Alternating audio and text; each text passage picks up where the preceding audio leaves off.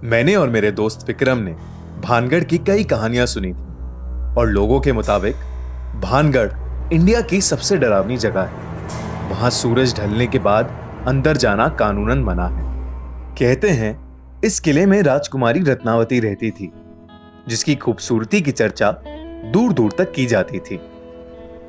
किले के पास एक सिन्हई नाम का तांत्रिक रहता था, जो राजकुमारी की सुंदरता से मंत्रमुग्ध हो गया था और किसी भी कीमत पर राजकुमारी को हासिल करना चाहता था। एक बार राजकुमारी अपने दोस्तों के साथ बाजार में इत्तर खरीदने के लिए निकली। उस तांत्रिक ने यह देखा और इत्तर में काले जादू की मदद से ऐसा कुछ मिलाया जिसे लगा कि राजकुमारी उसके वश में हो जाती। किसी नगरवासी को इसकी भनक लग गई और उसने राजकुमारी को जाके ये सब बता दिया। ये सुन के राजकुमारी ने वो इत्तर की बोतल महल के बाहर फेंक दी और वो चट्टान पर जा गिरी। काले जादू के कारण वो चट्टान उस तांत्रिक की ओर आकर्षित हुई और उसे कुचल डाला। अपनी आखिरी सांसें लेते हुए उसने पूरे भानगढ़ को एक श्राप दिया। भानगढ़ अब कभी सुखी नहीं रह पाएगा और यहाँ जो कोई भी निवास करेगा सब मारे जाएंगे।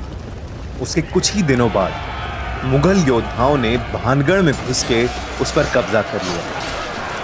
उस लड़ाई में 10,000 लोग मारे गए, जिसमें कई औरतें और छोटे बच्चे भी थे। राजकुमारी रत्नावती को उन्हीं के कमरे में घुस के मार दिया गया था। कहानियों की माने तो आज भी वहां उन लोगों की आत्माएं घूमती हैं और जो भी इंसान सूरज ढलने के बाद वहां गया है वो कभी वापस नहीं लौटा।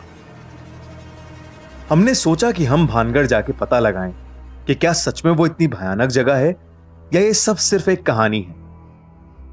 करीब रात 8 बजे गार्ड को कुछ पैसे देके हम अंदर घुस गए। अंदर घुसते ही कुछ ऐसा लग रहा था जैसे हवा रुक गई हो और एक अजीब सी घुटन हो रही थी। हमने किले के 1-2 चक्कर लगाए, लेकिन हमें कहीं कुछ भूतिया नहीं मिला। मुझे एक जरूरी कॉल करना था और नेटवर्क के चक्कर में मैं किले के एक दूसरी तरफ चला गया। जैसे ही मैंने कॉल मिलाया तभी मुझे किसी लड़की की चीख सुनाई दी और मैं भागा भागा विक्रम के पास लौटा, पर वो वहां था ही नहीं। मैंने उसे काफी आवाज लगाई, विक्रम विक्रम, पर कोई जवाब नहीं आया। तभी मुझे ऊपर के कमरे से एक थम करके आवाज आई तो मैं उस तरफ चलने लगा। जैसे ही मैं सीढ़ियां चढ़ रहा था वैसे ही मुझे पायल की छन छन सुनाई दी और मुझे लगा कि मेरी बगल से कोई लड़की भागी। अब मुझे काफी ज्यादा डर लगने लगा था। मैं फिर चिल्लाया, विक्रम विक्रम। मैं महल का हर एक कमरा देख रहा था। तभी मुझे एक कमरे की खिड़की की तरफ विक्रम खड़ा दिखा और मेरी जान में थोड़ी सी जान आई। विक्रम, कहां था यार तू?